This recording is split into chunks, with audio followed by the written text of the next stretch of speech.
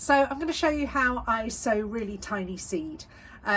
Something like celery, which is what we're going to do here, is so small it's barely visible, let alone hard to handle, and to plant each individual seed into a module is just near impossible.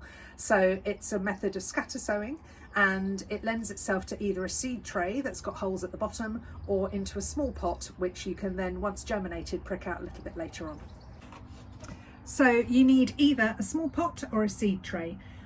Seed tray is one that's got holes at the bottom to allow for drainage.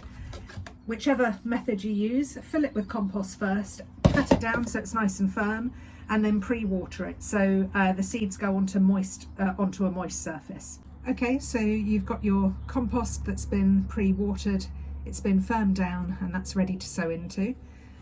Tip out some celery seed into your hand. This is how tiny it is.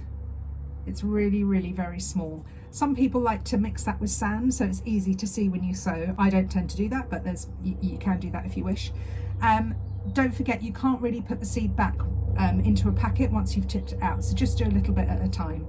And then you're just going to sprinkle sow onto the top of your compost.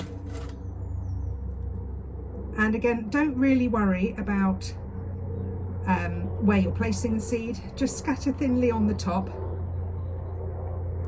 You'll be pricking these out anyway into individual modules to grow on, so it's not too much of a problem if they're grouped together a little bit. Covering your seeds, generally as a rule of thumb, is to cover them to the depth of the size of the seed itself. With celery seed, it is so tiny that these seeds don't need covering at all.